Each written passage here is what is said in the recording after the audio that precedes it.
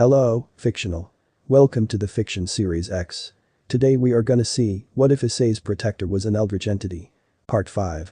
If you end up liking this video, please consider subscribe, so without further ado, let's get into the video. So, what is this place called again? Issei asked idly as he sat on a picnic blanket, him and Azathoth leaning their shoulders on each other as they ate their lunch. All around them was a land of red stones, a mountain to their back. Up in the sky had the massive planet of Jupiter to their left, and to the right were all the other moons and objects that orbited the gas giant. Issei had to admit, it was rather breathtaking, in more than one way. It was still weird not need oxygen, but while it didn't harm him, the vacuum of space still gave a small chill to his being. Well, most Eldritch call it the scarlet teardrop, in your tongue at least. I think the humans named it after some nymph that raised that one storm god, Azathoth answered as held up a sandwich to Issei's mouth. Here, take a bite. Issei obliged, taking time to chew and savor it. Not bad. Did you make this yourself? Azathoth looked a bit sheepish as she hid the lower half of her face behind a sandwich. Well, yes and no. I tried to make it as a human would, but that led to some accidents that I needed Yogg to help take care of. So I just kind of willed these into existence. Oh? So you could say I'm eating up your thoughts? Issei asked playfully. You've been doing that for a long time, Azathoth said affectionately, nuzzling into his shoulder. I'm really glad you're okay. Yeah, about that. I grew a spike out of my shoulder in that fight. Should I be worried? Issei asked uncertainly. No, not at all, Azathoth said, tapping the shoulder playfully. Your eldritch nature just peeked out a bit more to help defend you. Like adrenal rush. Adrenaline rush? Issei guessed. Ugh, why must humans make such overly complicated names for every little thing, Azathoth complained. Issei's sweat dropped at that. I mean. Hey, our naming system is very straightforward if you know the language, Azathoth defended, grabbing a purple-colored apple and taking a bite. On second look, Issei decided it might be an oversized grape. Isn't it the same with all languages and names? Yeah, but humans use languages they don't know or use anymore for naming things, Azathoth pointed out. Okay, that's fair, Issei granted. So, is Nirely still lurking about? She always is, Azathoth answered with a sigh. Is there a reason you can't just put her in timeout? Issei asked with a head tilt. Yes. No. It's complicated, Azathoth said with a depressed sigh. Issei, look, I wasn't the best mother. Because, well, I'm the first mother, technically. Well, literally. Issei raised an eyebrow. Did you have every one of the Eldritch or their grandparents? Kind of. Eldritch reproduction isn't as straightforward as it is for mortals.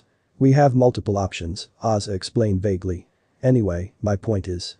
I didn't know how to be a mother. I couldn't. I was the first one to try it. And Nirely is the way she is primarily because of me. And I don't like punishing her because I feel responsible.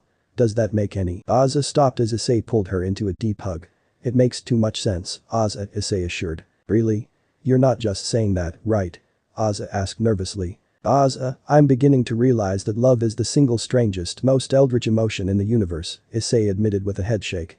It doesn't make sense, but it makes things make sense when they really don't, and it makes sure nothing is as simple as it should be. Wow, Azathoth said in surprise. That sounds like experience. Did you remember some of your past lives? No, Issei answered with a fond smile. But Azathoth. I keep treating this like it's something simple. Well, as simple as love can. But it's not. You're the queen of the Eldritch. And everyone keeps treating me like I'm someone important. You're important, Issei, Azathoth said firmly. Important to them, Azathoth, Issei amended. Look, I love you. I do, seriously. And to me, that's all there is. But after everything. It's finally sinking in that me being with you means a lot more to everyone else in ways I didn't care about at first. Issei, you do realize you're becoming a god, right? Azathoth reminded with a raised eyebrow. Yeah, but I didn't think that'd be much of a big deal for a long time still, Issei explained with a sigh. I get it, you made mistakes at the dawn of time when you had no one to explain shit to you. I know I am still going to mess up even with you and everyone else telling me everything I need to know. We just got to deal with it, learn, and make sure to break plenty of bedframes in between, Issei finished with a grin. Azathoth's ponytail stood straight up at the surprise shift in topic, her smile turning lewd. Oh, we will break plenty of things that way, Issei. Beds, tables, planets, laws of reality. Promises, Azathoth, Issei said with a grin. Azathoth giggled and stole a kiss from him. Seriously, we're not going to break this moon doing it here, right? Issei asked cautiously. One way to find out, Azathoth said in a sing-song voice. Meanwhile, there was an awkward moment after everyone returned to the clubhouse. What should we do now? Tsubaki asked, looking between the two kings. If the Eldritch are to be trusted, the way home will be cleared tomorrow, Sona reminded. No offense, but should we even try that again? Kaneko asked, placing Gasper on the couch. Kaneko has a point, Riaz mused, tapping her chin. But I think we'll be safe. If they're clearing the space between worlds, they'll at least be watching for another thing like this. That's a bit of an assumption, Sona remarked. We'll have to speak with the Satans about another train. But for the night. You can all stay here, of course, Riaz allowed instantly before looking apologetic. We have spare futons, but we'll need to share the beds and couches. Bibs on the couch, Saji said, moving his leg around. If only so I have a place to perch my leg on comfortably. You can have a bed, Saji, along with some of the others, Sona stated firmly. Riaz and I will take the couch. Are you sure, Sona? Seriously, I don't mind the couch, Saji assured. You nearly got your leg broken by an eldritch fruit with thorns for tongues, Momo stated with a chuckle. You get to have the bed. Besides, it would hardly be the first time Sona and I slept on a couch together, Riaz assured. Kiba, Kaneko. Show them where we keep the futons. The two peerages filtered out of the room, leaving only Riaz, Sona, their queens, and the unconscious Gasper. Okay, so, Issei Haidu is not human anymore, Riaz summarized with a thoughtful look. If he ever was, Sona agreed. Even if we ignore that shoulder spike of his, having mental contact with the demon Sultana. Oh, it's more than just mental, Akeno said with a meaningful smile. What do you mean? Tsubaki asked, Sona and Riaz looking at the Halfoan with interest. Issei and her are sleeping together, Akeno said with a naughty smile. Everyone just stared at that with mile-long looks in their eyes. I was hoping that was just some banter between them and not something serious, Riaz muttered, recalling all the innuendos between Issei and Aza. For all she knew, Aza didn't comprehend intercourse as non-Eldritch did. But, apparently, she did. Even if it's just an avatar in human form, that is still. Sona trailed off for a moment. Disturbing. He's still sane though, her relatively, Riaz observed curiously. But if that's true, this dating thing isn't just an act of any kind. More to the point, the other Eldritch appear to approve of him. Approve? Sona repeated incredulously. Riaz, were we watching the same thing? The outer gods treat him either casually or with respect. Madame Yi did say to give all thanks to Issei, not to her, Akeno recalled. And Aza herself is, Riaz recalled with a thoughtful look. Indulgent. Doting. She practically treats him as an equal in their relationship. That's my point, Sona said meaningfully. Sona, are you suggesting that Issei Haidu? Tsubaki asked carefully. Riaz sighed and said what Sona was thinking. That man is effectively king of the Eldritch. Meanwhile, are you sure it's okay we left before Issei and Aza got back? Asia asked nervously as she sat in her room. It's fine, it's fine. Lady Yog told me I should wake you up and leave before everyone got back, Aika answered with a dismissive wave, taking a look around the grayed-out room. So, you got a copy of Lord Issei's room? Oh, the perversion that must live in here. Perversion? Asia repeated thoughtfully. Huh. Aza did say that Issei, removed some things from here. Oh, I bet he did, Aika mused, sitting at the computer. Does this thing actually work? I've never tried it. I've never really had much experience with computers, Asia said sheepishly. Aika looked at her with a smirk. Oh, I get to corrupt you with the internet. Joy. She said deviously, turning around to turn it on. Only to blink as the monitor blinked, turning into a giant eye. Said eye proceeded to unfold into a four-way mouth, roaring out with a tentacled tongue. Aika screamed and fell backward. Asia gasped, rushing over to try and turn it off by pressing the same button. She was surprised but relieved when that worked. Anyone get the number on that gaunt that hit me? Aika joked as she sat up with a pained voice. Are you alright? Asia asked as she crouched down and gasped. You're bleeding. She said, holding up her hands to try and heal Aika, who was bleeding from the nose and eyes. Yeah, that's what I get for taking my blindfold off, Aika said with a head shake. Don't worry, I only lost about 5% of my sanity just now. Did you really? Asia asked in concern. Yeah? Why wouldn't Aika stopped, looking Asia up and down. You're not affected. That's interesting. Is it? Asia asked. I've had a few headaches, but nothing like that. The Great Center is less reserved around you, so you should be having some more issues than that, Aika remarked, grabbing Asia's wrist and examining the twilight healing. Do these cure sanity too? I don't think so, Asia answered uncertainly. At least, it never seemed to help with wounds that were more of the mind or heart. Really? Well, it might have gotten an upgrade just from being loosely attached to the queen and her kungar, Aika remarked. So, the Eldritch really do have that sort of effect even on their worshippers? Asia inquired with an uncertain tone. Oh yeah. We have some tolerance built up to it, but hardly anyone is truly immune to the strains they can put on the mind. More so if the Eldritch isn't really trying to be careful. Of course, normal humans not in the supernatural normally aren't at risk at all. Eldritch camo and cloaking keep them sane so long as they are blissfully ignorant. Aika? Why do you follow the Eldritch? Asia asked curiously. I don't mean any disrespect, but being around them hurts you. And I thought they didn't really care much for mortals. And my pain is part of my offerings to them, Ika answered with a smile. But that's a complicated question. For most of us, it's the same as worshipping any other god when you get down to it. We choose what higher being or beings we want to worship and put our trust in. We just choose the highest we could. And unlike terrestrials, Eldritch are eternal. We know our deities will be around for all of eternity. Asia looked down, remembering that the god of the Bible was well and truly dead. Sorry, didn't mean to poke that wound, Ika apologized. And yeah, getting too close to them hurts us. The same is true for anything else, like getting too close to the sun or swimming too deep into the sea. You have to treat them with respect. Not like a king, but a force of nature that will destroy you without noticing, or a beast that will tolerate your presence if you don't provoke it. God always brought me comfort, Asia said softly. Does worshipping Asa and the others bring comfort? In a semi-nihilistic kind of way, Ika admitted. Asia. For us, nothing matters besides the Eldritch. They are more real than us, than anything. They are a true part of reality, and humanity would cease to be if they weren't fond of us. So think about it. What is more fulfilling than following the will of a being that you know matters and is important in ways you will never understand? Asia sat there in a strange, considering silence. Asia, the demon Sultana is the ruler of the universe, she can change reality just by dreaming, Ika continued. Do you know what it means just to stand in front of her? To kneel before her?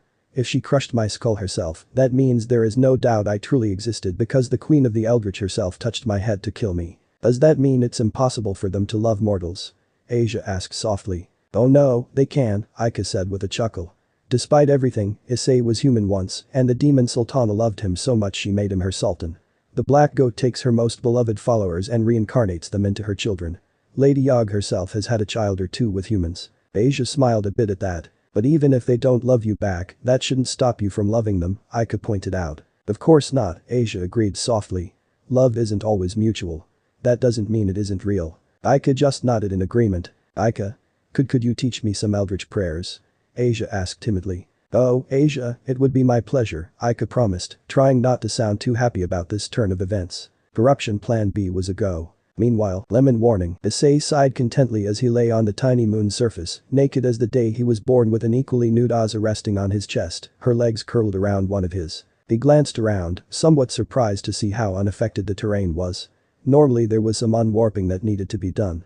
Granted, one of the other moons above them had turned into a pyramid with inverted corners. I wish these moments could last forever, Asa whispered, a finger trailing over his chest, the back of her hand covered in red scales with little thorns jutted out, pulsing in a pleased manner. Maybe one day, we'll always be one. The idea of a total fusion with Asa wasn't entirely romantic or appealing to him right now, but in a billion years. Who knew what he'd think of it after some strange eons pass? Still. Asa gasped, the thorns pulsing in excitement now as Issei pushed up his knee, pressing and grinding it against Asa's beep. Who said we're done? Issei said playfully as he leaned over and began to kiss and lick at her neck. Or maybe we'll just keep making love eternally, once you can last that long, Asa purred in excitement. That, on the other tentacle, had a lot of appeal to Issei in the here and now. Best to keep practicing, Issei said as he reached up and grabbed one of Asa's ponytails. Asa let out a small groan as he did, now all but humping his knee now. Issei smirked as he got better access to Asa's neck. She liked it a little rough. Not too rough, not yet, but just enough to make her need to hold her meat suit together properly. Her hair wrapped around his wrist tightly and actually pulled his arm just a little harder, even as the hair turned into a series of tiny clawless animal paws. Asa breathed deep, and it was almost a growl as she pushed him back down onto the ground. You mind if I ride you a bit while you rein me in? Asa asked, moving to straddle his waist. Issei didn't know if it was intentional or subconscious on Asa's part, but the moon had moved enough so that Jupiter was right behind Asa, framing her form as she looked at him with desire. It gave her a look of both primal need and divine regality. In response, Issei bucked his hips up, his cock pressing into her wet eager hole. Asa inhaled before suddenly slamming her hips down on him, her hips meeting his with vigor. Issei grunted in pleasure as he removed his hand from her hair and began to knead and fondle her breasts. But his tail picked up the slack, grabbing both ponytails and pulling back just enough for Asa to feel the tugging of her skin. Where did he get a tail? Issei didn't question it anymore. Just like how he didn't question the red moon turning green below them or the distant mountain erupting with bright black water that streamed down the side. No, he was too invested in attending to and being attended by this needy, lustful goddess. And Asa. As always when they made love, her eyes were always on him and only him. His pleasure, his body, his love, his lust, his everything. She wanted to feel every bit of his existence, and he was all too willing to oblige. Aza smirked and suddenly she now had 3 boobs. The simplest of things sometimes had the greatest effect, Issei pausing for only an instant before lurching up to take the middle breast into his mouth, nibbling and biting it. Aza groaned out something like the roar of a shrill dragon, wrapping her arms around Issei and pulling him closer, her many arms. Each is different, but all are Aza. Her nails would have claws through his back if not for the crystallized surface growing over it. Aza chirped in surprise, causing him to pause. "What?" he asked, pulling back to eye her as his breathing was deep and craving for her. Did you grow a second cock?" she asked with a primal smile that was wider than her mouth, sweat illuminating her body. Issei checked the feeling in his pelvis, his cock still buried firmly in the tight embrace of her womanhood. "No, that's a second tail," he answered with a smirk. "But how it's going for my ass, I think it wants to be a second cock," she purred. "Here, let me help with that." She reached back and spread her cheeks, inviting the smaller, stubbier tail access to poke and prod a rosebud. Issei practically snarled as he recaptured her lips, their humping redoubled with the efforts of his new limb to invade her more forbidden entrance. Aza groaned and shuddered as it finally wiggled in, cooming on his true cock, her skin rippling into a blue shade for an instant as she struggled to keep hold of her disguise. End of lemon. Meanwhile, you'd think he'd pardon the occasional cock blocking with all the cock enabling I do, Yog mused to herself with a sigh, watching the lovemaking from a point in time that existed after before ended and before later began. Her eyes drifted to Jupiter. She, in the future, was having a confrontation with Shub. She wasn't looking forward to that. She could feel her own future emotions like a human sees a storm. Obviously coming towards them with little chance of avoiding it. Still, it wasn't like she was procrastinating. Someone had to make sure Issei and Aza didn't do too much to Jupiter's moons. Some of these were actually important after all. Still hiding, eh, Yog? Yog narrowed her eyes as she looked over her shoulder. If you try anything, are you implying I would hurt my new father? Nyarlathotep asked with a smirk. No, Yog answered knowingly. But if you do anything to interrupt them right now, Mother would be furious, Nyarli agreed wryly. But I didn't come to talk about our new king. Then why are you here? Yog asked pointedly. Oh, just checking in on my poor niece, Nyarli answered whimsically. Yog snorted. I'm touched, Auntie. I wasn't talking about you. Yog froze as if stricken, slowly turning to face the cruel golden eyes of Nyarlathotep. All the time in the world and you spend every moment of it away from her, Nyarli said coyly. How cruel you are to poor Shub. The Hound of Tindalos appeared. Then another and another, crawling from every corner of Yog's hole in the timelines, their oozing blue forms glaring at the Black Pharaoh. But Nyarli, in all her wicked visages, only laughed. Now that's cute, Yog. Go ahead and destroy this form if it helps you vent. I have 5 more. They're not for you, Yog answered with an empty, white, unholy smile. Tell me, Auntie. How many of your precious toys do you think I can rip from the timeline? How many can you keep a hold of without ruining them? If anything, that seemed to delight the cruel goddess even more. Now that sounds like fun, she said as she waltzed up to Yog, placing a lazy half-armed hug around her, Yog eyeing her the entire time. But I wonder how many of those playthings you really know about. Yog narrowed her eyes. It'll be so amusing to find out how many I kept out of your all-seeing sight, Great Key, Nyarli whispered. Yog glared for a moment longer before dismissing the hounds. Did you have something to say or did you just want to torment someone your own size for a change? Nyarli hummed as she removed herself from the time goddess's form. Despite everything, we are on the same side. Yog didn't dispute that. Nyarlathotep was cruel to mortals and loved to twist the emotions of her fellow Eldritch, but she did aid them in her own ways. You should keep an eye on the sealed Eldritch, Nyarli warned idly. Yog frowned. I already am. Nyarli turned to her with a mysterious smile. Oh, Yog. You know as well as I that Mother's honeymoon on Earth is drawing all kinds of attention from around the cosmos. Yog's eyes slowly went wide. Ah, I see you remember that I am not the only one above your gaze, Nyarli said with a giggle, and Yog knew someone somewhere just died painfully. Poor Yog. You must hate us, those of the outer gods that your precious time can't touch. To be reminded of just how truly fallible you are, daughter. Everything stopped, both outer gods slowly looking out into real time, where Oz and Issei were still humping like unearthly rabbits. But the Eldritch Queen was glaring over Issei's shoulder, beyond time and space, right at the vile goddess she had spawned. Leave. Now. Nyarlathotep met her mother's gaze before fading away into a mist of blackness. Yog breathed deeply and felt even her true form uncoiling some in a faraway time and place. Dealing with Nyarli was always a hassle. Hard to believe she's related to my parents. While it was a rather strange notion still, Issei rather enjoyed the dating and lovemaking on another planet. Or another planet's moon rather, but who cared? However, he found the next part as amusing as it was annoying. Damn it, Yog, Ozza muttered as they passed through one of the halls of the Exunladen. One that was more or less horizontal in direction, thankfully for Issei. She knows I need her or shove to send us back to Earth. How bad would it be if you tried? Issei asked in morbid curiosity. You'd probably have to relearn all the new landmasses after I accidentally warp the continents into new shapes and places, Azza answered casually. And probably kill, I don't know, a tenth of all humanity. That idea didn't appeal to Issei, but it also didn't horrify him as much as it probably should. Yeah, let's not do that, he decided as he walked around a hole, leading down into another passage. What's that smell? Azza paused and took a sniff. Oh, we're just over, I guess you could call it rehab. Rehab for what, exactly? Issei questioned in surprise. Some Eldritch get addicted to something that I don't think humans have a word for. Azza answered uncertainly. We call it kite. You know how the ozone keeps planets from frying? Issei blinked. Ozone is an Eldritch drug. No, kite is more of a concept than a physical thing. But if too much kite is eaten, the ozone can't stay formed, Azza answered with a shrug. It doesn't do anything for Eldritch gods, it's not potent enough for us, but for the lesser Eldritch. It's addictive. And getting them unaddicted to it can make their bodies hurl and molt and regrow eyeballs they weren't missing or didn't have. Okay, I'm not surprised by the smell then, Issei decided to accept. I guess it's nice you have a place to help get them off it. If you're Eldritch, you're eternal. Which means that we're all stuck together, Azza pointed out with a smile over her shoulder. So I'd rather most of us get along if we can. Issei returned the smile but stopped walking. Azza. He said awkwardly, glancing down. Azza blinked, realizing she was walking out on open air, having idly ignored gravity without realizing it. Huh? Where are we again? She asked, glancing around at the large void she had wandered out into. Oh, right, this is the main entrance. As if on cue, Issei felt a small pang in his head but received no vision.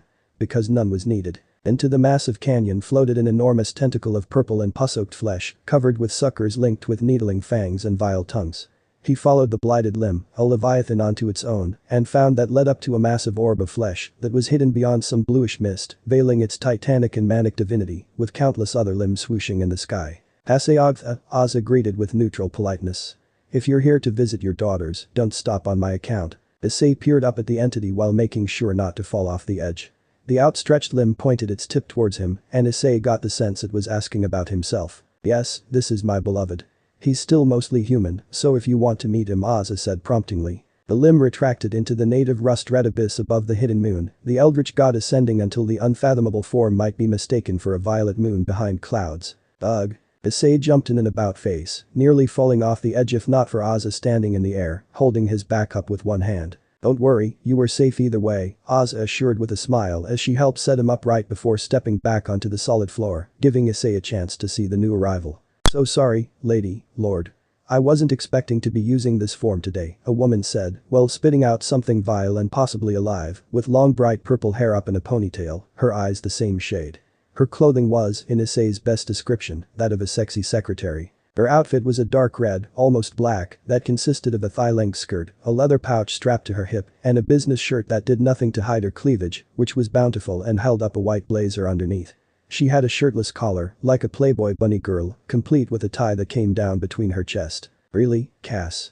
What form do you visit your children in? Azza asked curiously. This, but I didn't plan on being here today at all, Cass confessed with a sigh, straightening herself up properly. I'm sorry, that was a rather poor first impression. I'm Azathoth, my cougar, but you can call me Cass if you like. I think I would, Issei answered, enjoying the view, but also noticing that she seemed nervous. However, he didn't draw attention to her discomfort, since it was probably just from suddenly being in human form. I'm Issei, by the way, but I'm assuming everyone in the faction knows that already. Even the ones that haven't been born yet, Cass said in jest with a weak attempt at a smile. Our sultana's pipes and flutes have been singing pleasant tunes non-stop, for the most part. Pipes and flutes, Issei questioned, looking at Azza. The outer goddess suddenly seemed a bit embarrassed, scratching her cheek as she glanced away. Being queen of the universe can be stressful, and so I made some music that helped soothe me. Lady Azathoth, you're scratching your cheek off, Cass warned, causing Azza to stop and let the damage heal instantly. Shub told me that you were both here, so I dropped in to introduce myself. I thought it might help with the, thing you wanted me to help with. Issei rose an eyebrow as Cass glanced between him and Azza. Thing? He asked his lover. Azza sighed, glancing upward with a mild glare. Yogg, did you have to give it to her this soon? She asked rhetorically. Issei knew he heard Yogg chuckling somewhere in a nearby corner of time. Yogg, one of these days, I'll figure out how to get in there, Issei warned, matching Azza's energy. The chuckles silenced. Cass looked fairly uncertain now. I'm sorry. I didn't realize you weren't aware, Cougar. Azathoth and Sothoth asked me to help put together a list of potential servants for you to choose from. I thought I wasn't getting a cult for a while. Issei inquired with a raised eyebrow. Not cultists, beloved, servants. It's more like what Gacta is to me, eldritch that are your direct subordinates and underlings, Azza explained. Okay, excluding you in very specifically sexy definitions, who'd want to serve me? Issei asked skeptically, getting a playful smile from Azza. You'd be surprised, Lord, Cass spoke up with a charming smile. Everyone is curious about how you'll turn out as a ruler of the Eldritch. And, well, Cass paused, looking through Issei in some sense. It's getting pretty obvious to all of us that you intend to be an outer god. You can all sense that, eh? Issei mused. So, what, you're here to get a look at my personality? A bit. I mean, I'm aware you have a taste for voluptuous female humanoid forms, Cass answered, either ignoring or not noticing Issei's eyes on her own voluptuous female humanoid form. But I do know several not female eldritch that you might be interested in. The what's the word for not sexual again? Neptunic. Plutonic. I mean platonic, Issei supplied. And yeah, I wouldn't mind having one or two bros to talk to about eldritch guy stuff. Cass nodded in understanding before biting her lips. There was also, well, a request I would like to make. Issei rose an eyebrow while Azza grimaced. Cass, right now? She asked, torn between sympathy and exasperation. Well, we are here, Azathoth, Cass pointed out weakly. I know, but still, Azza said, trailing off. Someone want to fill me in? Issei asked with a frown. He felt a tingle in the back of his skull as he heard a familiar voice. Asagatha's daughters are in this prison, Shub informed, stepping out from behind him with an understanding smile. She was hoping to put them on a parole of sorts if you would take them on as your servants. Issei stared for a moment before blinking as he shook his head. Sorry, had to let a few fantasies work themselves out in my head. So, okay, what's the catch? He asked, looking at Azza and Cass. How'd they end up in here? They're mischievous, Azza answered vaguely. They get carried away, Cass answered carefully. Issei let the unhelpful answers hang in the air before turning to Shub, who smiled. Oh, they made a lot of problems with pranks. They've managed to cause the destruction of 5 worlds, 6 spawnling races, 3 avatars, 10 separate cults, and at least enough copies of the Necronomicon to fill 24 worlds, she explained casually. Azza nodding along in agreement while Cass bowed her shame-filled face. Shub hummed before recalling a final detail. Oh, and the death of one elder god. But he's not too mad about it. Issei stared for a long moment at the goat goddess before looking at Cass. They did that, with pranks. Cass nodded slowly. They've been in this phase for 1,000 years or so. And I'm not sure how to help them. And the other parent or parents can't help? Issei asked curiously. Cthulhu tries, but there is only so much he can do while stuck on Earth, Cass answered.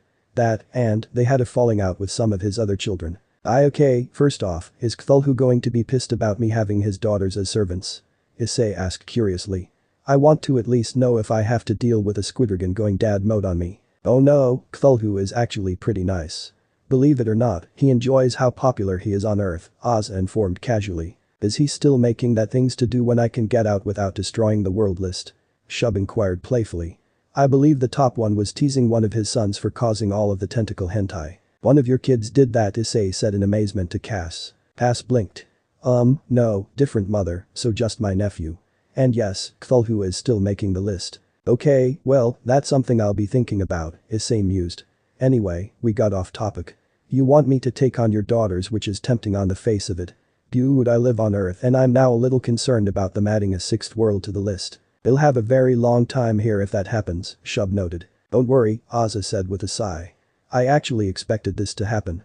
If you take them on, I'll make sure you'll have a way to discipline them and keep them from causing problems. You sound like you think I already made up my mind, Issei commented. Beloved, I know you. And I know these two. You want to meet them, I know you do, and I know we're going to end up with a pair of twins calling you master before we leave here. Well, yeah, now I'm obliged to meet them when you put it like that, Issei said with a grin before turning to Cass. That said, I'm not promising anything. If I think they're too much trouble, I don't think I can help right now. I understand, and thank you, Cougar, Cass said in relief. Shub leaned forward to look at Azza. You mind if I escort him there, Lady Azza?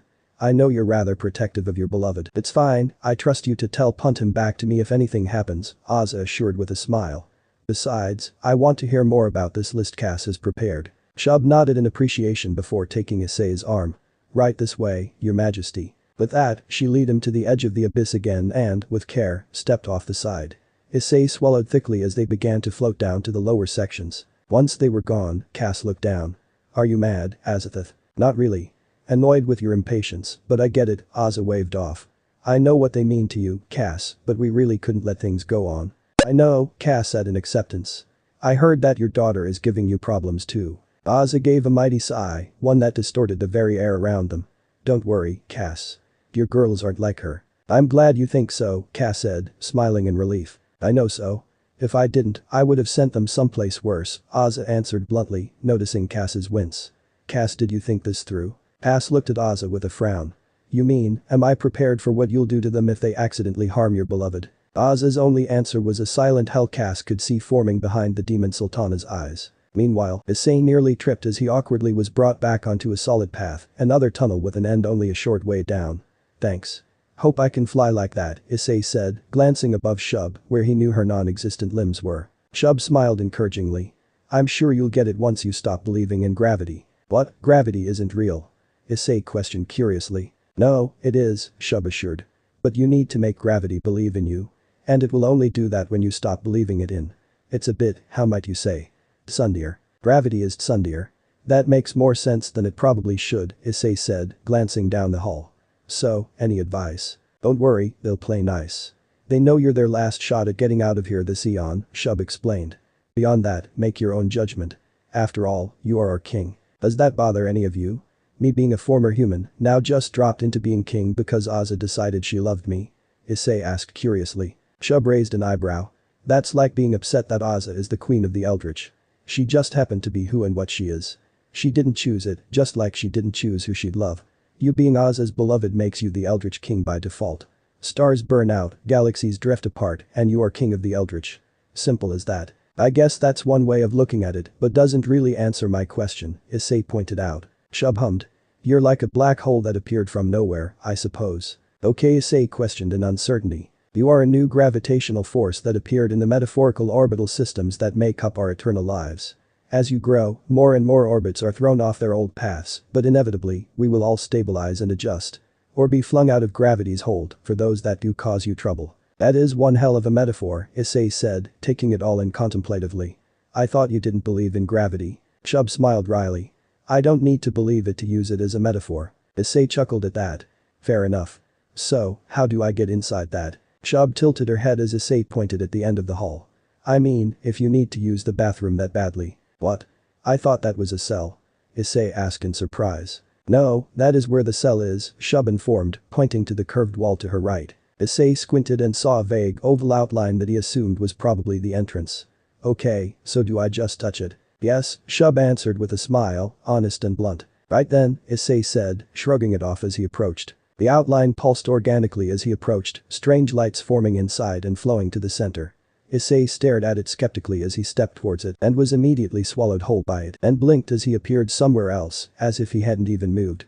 Well, okay then, he said, checking over to make sure he hadn't lost or gained any limbs. He was glad nothing was lost when he looked down his pants, but almost disappointed nothing was gained. Slithering and hissing drew him back to the situation at hand. He was in a room that was, mostly, shaped like the inside of a hollow pyramid.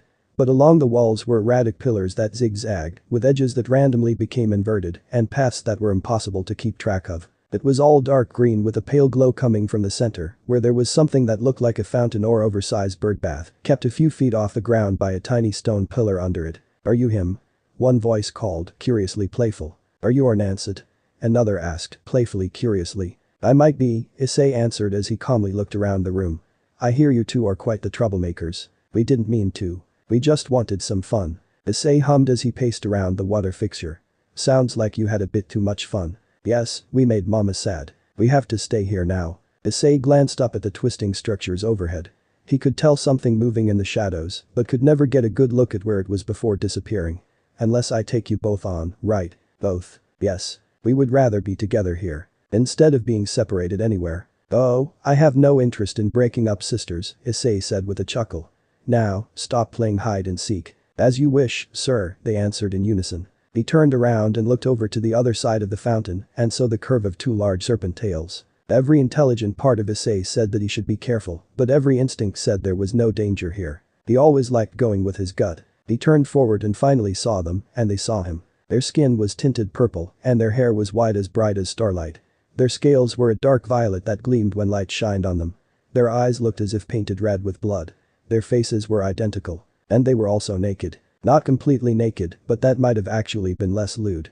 He had never seen a snake up close, but he was pretty sure their loincloths weren't needed to hide their modesty, and that was even assuming their womanhoods weren't more visible and accessible from the rear.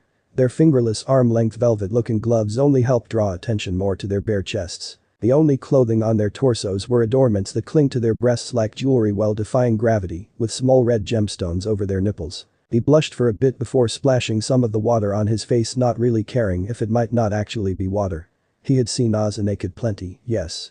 But they hadn't actually gotten around to her trying on sexy kinky clothes, so this was a bit new for him. "I believe Sir approves of our forms," Sister Tosa, the one on the left, said with a smile. "I believe you are right, Sister Olhu," the right agreed cautiously. He rose an eyebrow at that. "Hi. My name's Issei. What's yours?" "Tosa." "Cthulhu." As one, they pulled back slightly, spreading out their arms and bowing their heads to him. "Welcome to our cell, sir," they said in perfect sync. "Tosa and Cthulhu." "Got it," Issei committed to memory. "So, that word you used earlier is a bit new to me. What does Nansat mean?" "Oh?"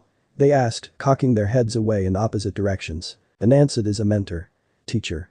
Watcher," Cthulhu explained. "Keeper. Warden. Master," Tosa finished as they both slithered closer. "Do you want to be our master, sir?"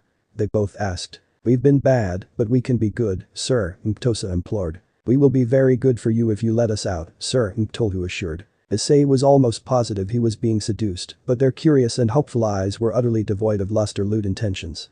That didn't make their wording any less erotic. He took a deep breath and wondered how much trouble it would be if he fucked Azathoth inside this prison. Probably a lot. Okay, before I agree to anything this tempting, I have a handful of questions," he stated, making them lean in more with inquisitive eyes. "Why did you do all of those things? The pranks that got you sent here?" "We thought it would be fun," Cthulhu answered, looking down. "We didn't know it'd be bad," Tosa swore as she looked away. Issei furrowed around. That sounded almost like spoiled brats making excuses, but there was something there he wasn't quite getting. "Still, how do I know you're both going to try and behave?" Both sisters brought themselves low enough that their heads were at level with his chest as they looked up at him. "We will do anything you say, sir. And nothing else, sir." Issei nearly choked at the imagery and words. Mainly the imagery, Azathoth had screamed worse. Okay, Issei said, rubbing his head and trying not to think of how tight his pants were getting. "What can you do, exactly? Power-wise?" "Oh," they said, as if surprised. "We are not much," Tosa said humbly. "Our father grants us some water powers. Our bodies are also almost as durable as great old ones," Cthulhu said with some pride. "Cthulhu can control snakes and serpents," Tosa added with praise to her sister. "And Tosa has a talent for flesh sculpting," Cthulhu shared with the same tone. Issei smiled at the rather wholesome behavior from the definitely not wholesome pair. "Drake, I know you're hiding, but if you have any reason to think this is a bad idea, say something now." "I'll take that as a no," Issei muttered with a grin as he straightened himself. "Okay, well, I'm convinced and interested enough. I'll take you on as my servants," he said, hardly believing he was saying that. There was a shift in the air, a buzzing in the background as some unseen, otherworldly magic accepted what he had said to be fact. What that entailed, he had no idea but decided not to dwell on it now. To's sisters crossed both hands over their chests, bowing their heads while looking up at him with grateful cool orbs of blood. "Thank you, Nansat Issei, sir." "Okay, seriously, did your mother tell you to call me sir?" Issei asked in suspicion. They quirked their heads, rising up slightly from their lowered position. "No, but mother told us to be respectful," Tosa pointed out. "And that you are staying on Earth," Cthulhu continued. "Isn't sir an Earth in term of respect?" They both asked, fingers to their chins. In retrospect, I'm kind of surprised you know much about Earth," Issei mused. They both turned sad at that. "We tried to visit father over the ages," they said in sync. "Right, they had a father trapped in one of Earth's seas." He made a mental note to ask Azathoth and Yog about visiting that sunken city. "Sorry to bring up bad memories," he apologized awkwardly. "Is there anything you need to get here?" "No," they both answered, short and simple. "Well, okay then," Issei accepted with a shrug as he headed to the exit. "Come on, I think you're allowed out now." "If we aren't, we won't be out," Tosa remarked idly. "The Red Eye is a very good prison," Cthulhu remarked knowingly. Why did Issei get the impression they had tried to escape here? True to Issei's hunch, when the swallowing door took him, all three of them emerged back into the hall. "Queen Azathoth!" the twins exclaimed in fright, suddenly cowering behind Issei. Issei blinked at their behavior, looking out to see that not only was Shub still there, but Cass and Azza were as well. "Girls. My dear puss babies. Cass exclaimed enthusiastically as she raced over to the Lamia pair. Mother. They both greeted, hugging her in shock, but also in fear as Azza approached with Shub. What's wrong? Ntosa asked warily. Do we have to go back? Cthulhu questioned in worry. What do you mean? Didn't Lord Issei agree to make you his servants? Cass asked in confusion. Yes, but why is the Almighty Center here? Ntosa asked. Why is her gaze of judgment on us? Cthulhu questioned, trembling in her mother's arms. Azza tilted her head as she looked at Shub. You didn't tell them? Shub looked a bit sheepish. They're one of the only ones that probably don't know yet, so I wanted to let you surprise them. Grandmother, that's just a bit mean, Cass scolded with a sigh. I'm sorry, I forgot that they were scared of Azza. Well, more than they need to be, Shub corrected herself idly. Well, that'll be remedied easily enough, Azza said with a smile. Twins of Cthulhu, I'm not here to punish you. I'm just visiting with my beloved. They blinked, and even that was in sync. Beloved. Yo, Issei greeted, raising his hand with a grin. The twins stared for a long time before Issei witnessed something he hadn't seen before. Eldritch fainting. So what made you think I'd take them? Issei asked with a smirk. Twin Eldritch daughters offering to serve you, with a deal sealed by your natural desire to help others, Azza answered knowingly, giving him a half-lidded smile. Though, it seems like they got you a bit worked up. Shub, send us home so I can help Issei relax. Naturally, the second attempt to return to the underworld had been more uneasy and nervous for the two groups of devils. Needless to say, they were all rather grateful and relieved when they arrived, stepping safely off into Gremory territory. They did, however, expect Riaz and Sona to be immediately attacked on arrival. Suuna. Seraphil declared, instantly pulling her younger sister into a tight, almost desperate hug. I was so worried about you. I thought the Eldritch were going to ravish your adorable head. Not an inaccurate concern, Sona murmured, begrudgingly allowing her sister this. After all, she was inwardly glad to be home as well after everything that happened. Riaz. Zeotica said, instantly upon his daughter, hands on her shoulders as he looked her up and down. Are you alright? They didn't do anything to you, did they? Riaz smiled in assurance. I'm fine, father, she said, pulling him into a hug. Zeoticus only paused for a second before embracing her wholeheartedly. You all gave us quite a fright, Venelana said, approaching with Lord and Lady Citri. When we heard of the train crashing, we feared the worst until your message, Lord Citri said, waiting for Sona to wiggle herself out of Seraphil's grip before taking her into an embrace of his own, his wife joining as well. Crash. Akeno repeated with a raised eyebrow. Well, the front half that made it through, Surzich explained, smiling at his sister and her peerage with Grafia by his side. It's glad to see you are all safe and sound. Sona, I'm sure you wish to return to Citri territories soon, but may I borrow you and Riaz for a moment? Sona frowned. Lord Lucifer, you may wish for our queens to stay as well. They were present for events we didn't see ourselves. Not losing a beat, Surzich nodded in acceptance. The rest of you may go and relax. We shouldn't be long. Most of the young devils headed off, guided by Grafia. Venelana took this chance to give Riaz a hug as well, kissing her on the forehead. Ahem, Riaz cleared her throat with a small blush, Venelana giggling at Riaz's reaction. As we said before, our train was locked between realms by an Eldritch who sent her servants to attack us. Riaz and I were in another compartment and they were both cut off from one another, Sona elaborated. We were forced to fight something that looked like a harpy, but clearly was more than that. They all shared Sona's unease as Zeoticus turned to Tsubaki and Akeno. And you, young ladies? What did the rest of you face? In all seriousness, my lord. Akeno started with a frown. Something like a cross between a parent spider, with these spiked tongue-like things on the humps. There were a great many of them, Tsubaki picked up. They seemed to be determined to make us suffer for some crime. Crime? Surzich said with narrowed eyes. Did they say what? They just kept calling us Black Wings and that we angered the Eldritch Queen, Tsubaki answered. They were sent by the Queen herself. Lord Citri asked, all of them paling at the implications. No, we know they weren't, Sona said bluntly, taking a deep sigh. There is no gentle way to say this. We met the Demon Sultana. Silence filled the area. You met her? Venelana asked, looking as if her daughter had survived the worst possible thing and come out fine. Which wasn't entirely inaccurate. Issei Haidu arrived and helped us, even sharing how to defeat these creatures, Akeno informed with a smile. He then proceeded to venture into the area Riaz and Sona were trapped in to aid them. And he did, Riaz said with a grateful look.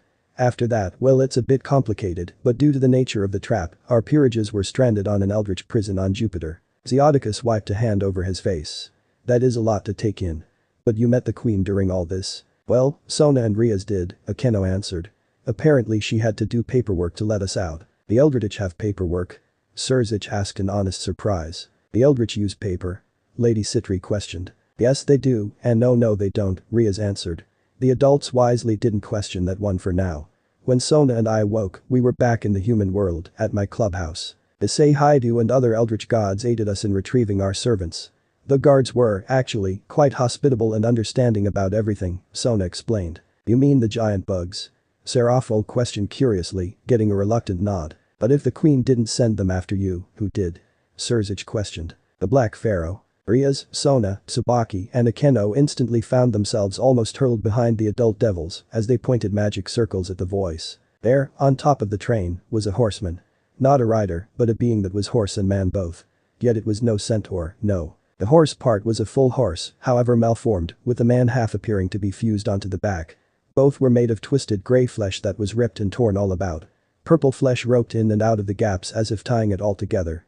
The horse's legs mutated and misshaped, one looking backward, while another had a smaller leg growing off of it. The horse head was an abomination unto itself, looking as if it had been split in two by a great axe and only partially put itself back together. The rider was cloaked in his own twisted skin, and only a vile, dim light could be seen beneath his hood where his face should be. In his hands, he held a large and twisted halberd, its color purple, and its presence filled the air with dread. Dismiss your magics, devils. Your doom does not come today, the Eldritch called out in warning. Who are you? And why are you here? Surzich asked pointedly. What a great ruin your power shines with, Crimson Satan, it called out in praise. My name is the same in every tongue. Among the Eldritch, it is Legusin.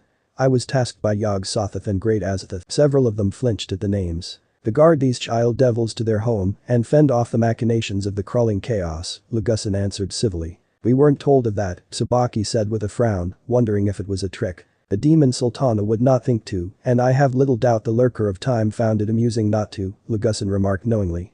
Tell me, do you think I would use their names so lightly if I wasn't here at their bidding? The devils shared a look before slowly lowering their hands and dispelling their magic. If that is true, we thank you, Zeotica said, frowning despite his thanks as he glanced at the horse half of Legusin. I would offer you a place at the tables, but I do not require your thanks, but there is another matter I am here for, Legusin informed. There is?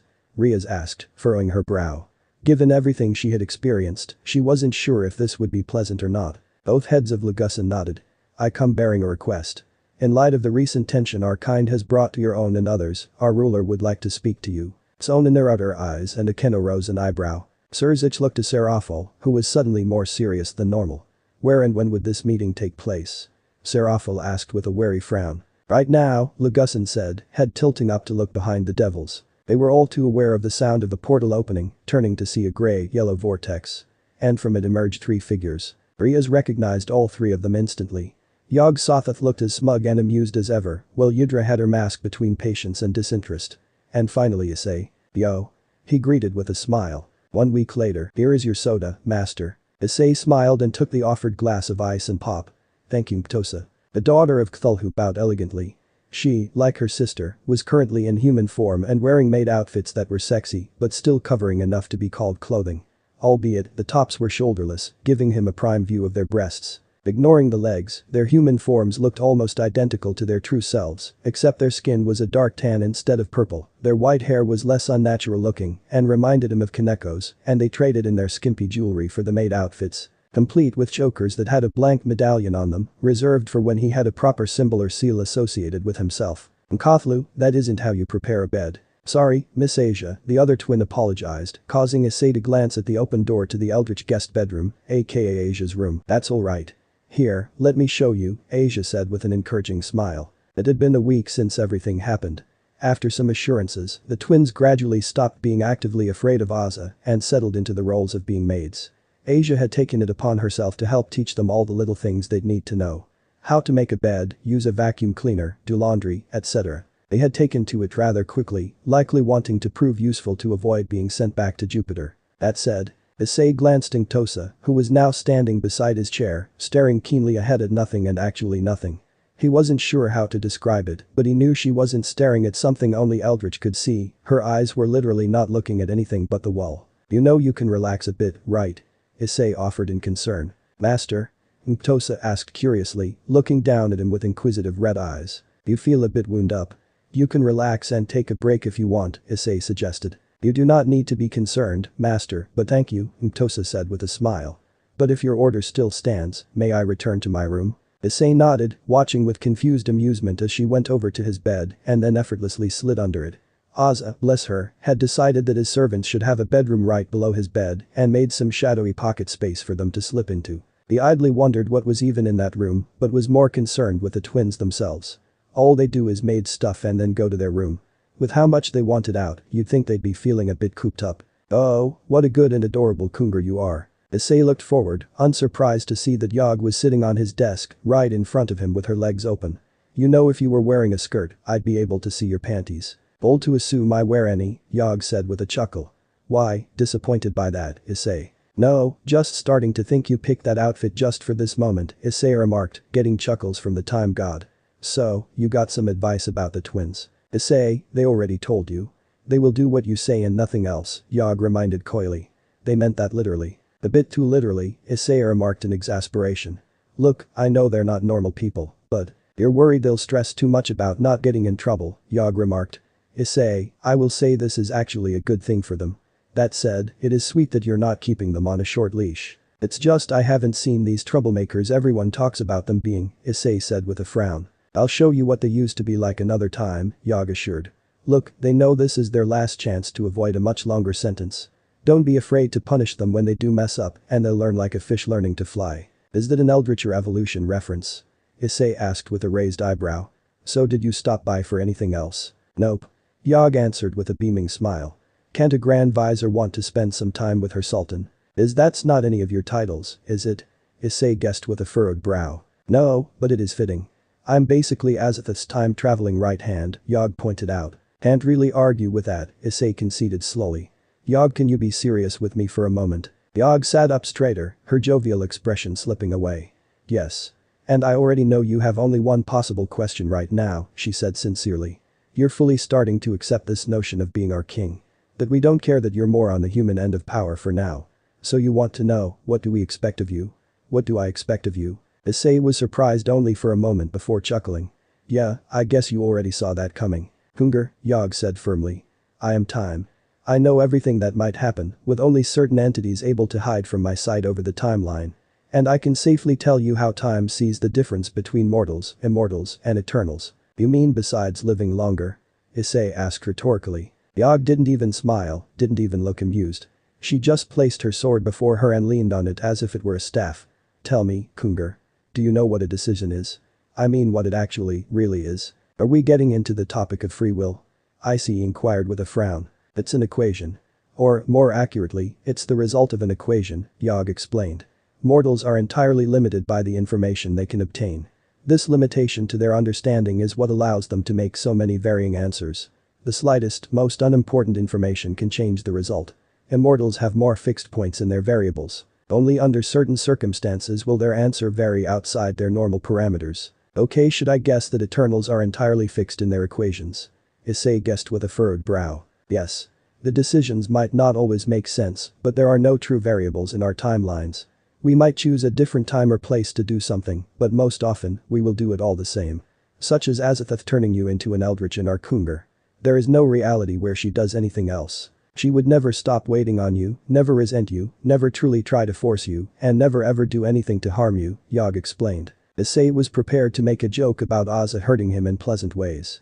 Not the masochistic sense so much as nails claws at his back. But the sheer seriousness of Yog kept his humor at bay. You make it seem like mortals have free will and we don't. No, we do. I randomly hop into other timelines to search for random patterns, Yog answered. The issue we have here, Issei, is that you're equating free will with having multiple branches in the timelines. I mean, yeah. If timelines exist, that means every decision has an impact, right? Issei questioned. Ripple effects and all that. Despite what Ray Bradbury claims, no. It's not that simple, Yog said, tapping her sword. Issei raised an eyebrow as 3 lines of ethereal light appeared in the air. Yog pointed to the middle one. One butterfly flaps its wing an extra time. Okay? Issei answered questioningly, seeing nothing happening. A third, a fourth, a fifth, Yog continued, but nothing happened. One more. Now one finally branched off. Issei raised an eyebrow at her and the display. Okay, 6 a special number? No. A child saw the butterfly, and the beautiful wings inspired them to become one of the greatest painters the world has ever known, Yog explained. There are a million changes you can make to a timeline, but they won't alter it unless they are the right changes. So, mortals are easily changed by random things, but no one cares if your dog chases its tail for the day instead of gnawing a chew toy, Issei mused. A good way of thinking about it, Yogg said, looking at the lines. Mortals see linear time like tree branches, diverging from different points as the branches expand. I see it more well, this is a simplified way of how I see it. She tapped her staff against and the lights reshaped into a large pattern of interconnecting lines. It wasn't branches, more like a system of cracks that the light was forcing its way through. Slightly lost, but I think I almost get it. Issei mused. The future can have multiple pasts. Different events can lead to the same outcome. For instance, there is a timeline where the entire history of humans is the same, but they are descended from rodents instead of apes, Yogg explained. There's a joke there, Issei muttered thoughtfully. Despite subtle differences, the entire timeline is virtually identical, Yogg explained. Now, the timeline where you have primate humans and rodent humans at the same time. Short of a quick genocide by either side, those paths have no chance of reaching the path of this timeline. Okay, I'm following you. I think. Maybe more than I should be able to, Issei muttered. But devils seem to be like normal people, personality-wise, so why do they have fewer variables? Issei, most mortals live with a great deal of confusion and uncertainty their entire lives. Most of the supernatural world knows about the gods, afterlives, and much more. They have fewer questions and therefore are less likely to make different decisions in a given situation. For instance? Issei asked curiously. There is no reality in which you didn't help Kaneko Taojo, Yogg explained bluntly, dismissing the cracks of timelines. The only variable was when and who had the nerve to ask you. Usually, it was Akeno or Rias. Often around the time it happened anyway. But someone was always going to ask at some point. And I was always going to say yes, Issei concluded. Yogg nodded meaningfully. In the grand schemes. For mortals, each choice on its own has very little influence over reality. The opposite is true for Eldritch. We are who we are. As there are much fewer potential outcomes, each decision we make carries greater weight. Okay. That's good to know, but I'm not sure how that pertains to my question. Issei asked in bewilderment. Because you were always going to have this moment when it began to sink in and stick. The biggest question was when you would, Yogg explained. I expect you to do what you want to do. Right and wrong don't apply to our mindset. If I were to save someone in the timeline, it's because I want to. Why I want to is the variable. Is this person important? Am I just feeling like taking pity on a mortal whose death wouldn't change anything important? Or perhaps I want them to meet a crueler fate. Something far more convoluted and nonsensical. Who knows? The point is, an Eldritch very rarely ever faces the issue of doing anything they don't want to do. Issei stared at her, taking that in. It made a lot of sense. Eldritch largely did what they wanted. Well, the gods did. That, Yogg said with a hum, already knowing what he was about to ask. What about the lesser Eldritch, who have to obey the gods? Our servants and spawnlings? The answer is simple. Even if they don't like it, they still want to do it. Because they would rather obey than face the consequences. And to an Eldritch, not wanting to commit an alternative action is the same as wanting to the intended action. So it's not just hedonism or something like it, Issei muttered. So, you're telling me to do what I want. Yogg dropped her serious look and returned to her teasing look. Or do who you want. After all, you're already building a good harem. Azza at the head with the twins, Aika and Asia. That Aika is the family dog at most. Issei spat out in annoyance. Oh, how kinky. Don't be surprised if she has dog ears and tails with a collar next time you use her, Yogg said with a chuckle. But I'm not joking, she will be your dog if you want her to. Yes. I know. It's tempting on the face of it. Issei said with a hand over his face. May I ask why you have an issue with her? Yogg asked curiously. I'm deliberately not looking ahead for this, I want to hear it myself. 2 reasons. 1, she is as perverted as I ever was, if not worse, but gotta pass most of the time because she's a girl, Issei said in annoyance. 2nd, I feel like having her in a harem is to risk her usurping it from you. Yogg blinked, stroking her chin in consideration. You know, with anyone but you might actually have a point. She definitely had some potential timelines for having a lesbian harem before you accepted Oz's offer. And now? Issei asked with a head tilt. Again, she is your dog if you want her, Yogg repeated blankly. Issei, that girl is happy, on principle to let you fuck her, kill her, and resurrect her to fuck her again. Okay, not what I had planned, Issei said in surprise. So, my foolishly wise king, what do you want to do? Yogg asked encouragingly. You already know, don't you? Issei asked, more amused than annoyed. Yogg smiled. You are who you are, Issei. There are a lot of variables to you still, but some things are just in your nature. Issei shook his head. Did you already set everything up? Issei, you insult me, Yogg said in mock offense. I already did all that when we sent the devils home. Granted, I did it a few minutes ago when you weren't looking. Issei's eyebrow twitched. I feel like we've had this conversation several times already. Yogg looked sheepish. Yogg just grinned mysteriously. Issei sighed and rose from his seat. Asia, girls. I'm heading out for a bit. Have a good time with Ntosa and Cthulhu. Okay, have a good time. Asia called back with a smile. I wonder where he's going. 1 week earlier. Who is this? Lord Sitri asked with a frown. Issei Haidu, Sona answered uneasily. He's my lord, Lugusin greeted, trotting around the devils to approach the Eldritch trio. Oh, hey. Lagu, right. Issei greeted. Thanks for guarding everybody home. It was no trouble. The crawling chaos has taken her mischief elsewhere, Lugusin said, both his human and horse head bowing to the Eldritch gods. I'm guessing Yogg got you to deliver this message too? He asked, giving Yogg a knowing look. The second one did, Lugusin mused. I take it these were 2 separate requests. It was more convenient that way, Yogg said pridefully. Do you have any more use of me, outer ones? Lugusin questioned idly. No. We're good, Issei assured with a nod. Lugusin nodded his luminous head, disappearing as his body turned into a sulfuric putrid mist. Sorry about all that, Issei said with a smile to the devils. Now, I think we need to talk. The pin could have dropped and the sound would have echoed over the area. Talk. The Eldritch wanted to talk. Surziches eyed the young man before him, so casually speaking with and standing alongside an entity that could shatter reality. Issei Haidu? What a strange being. Supposedly human, a pervert, seemingly courting Azathoth herself, and claimed to have no ulterior motive when he helped Ria's. So in what role was Issei Haidu here then? A diplomat from the Eldritch, a friend of Ria's and the others, the lover of Azathoth. I supposed a dialogue is well overdue, Surziches granted, glancing to Seraphol who nodded with an unusually serious look about her. Good, Issei said as he leaned to the side, smiling at the 2 heiresses. Ria's, Sona. Everyone okay since last time? Thanks to you, yes, Sona admitted evenly. Issei, not to sound rude, but what is this about?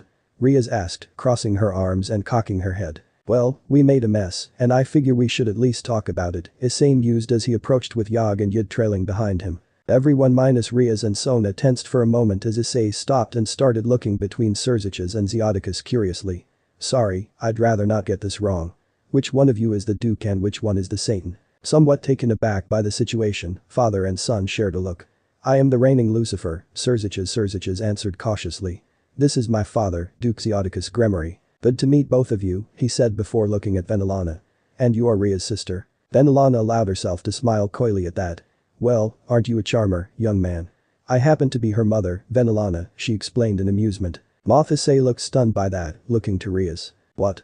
She asked with a sweat drop. Nothing, just imagining you in a few more years, Issei admitted shamelessly before turning to Sona's parents.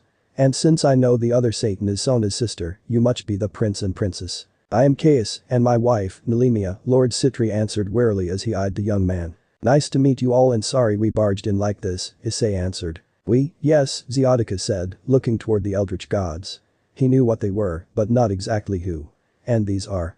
I suppose I have never used this form when meeting with devils and the like, Yidra mused aloud to herself. She's the dream witch, Ria's introduced, nodding to Yidra, who returned the gesture.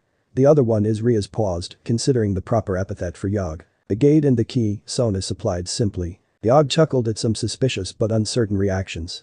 I'm the outer god of time, Yogg Sothoth. That certainly got some startled grim looks. Was there any way to avoid freaking them out? Issei asked idly to Yogg. Yogg shook her head with a smirk. Not many, no. Figures, Issei mused, rubbing his head. Issei, Ria spoke up. You said you wanted to talk. Right. Just wanted to make sure we all knew each other, Issei said as he rejoined Yidra and Yogg. Now, where to start? Kungur, allow me, Yidra requested. Floor is yours, Yid, Issei granted, prompting her to step forward. Lucifer, Leviathan, noble devils. We wish to discuss the disruptions the Eldritch faction has caused for the rest of Earth's supernatural communities, Yidra explained diplomatically. Both Satans shared a look. There wasn't really a choice. Refusing the Eldritch couldn't end well. We'd be honored, of course, Surziches said neutrally. If you had sent word, we would have been better prepared to receive you. No, you wouldn't have, Yogg said wryly. Seraphol raised an eyebrow, but didn't dare to inquire what that meant. Should we be expecting your queen to join us? No, it's just us this time, Yogg said with a playful smile. Though, Yidra and I are mainly here for support. This is Issei's show. Seraphol furrowed her brow. I see. Should we take this inside? I mean, that'd be nice, but I'm not sure you'd all be comfortable with that, Issei said, sheepish but knowing.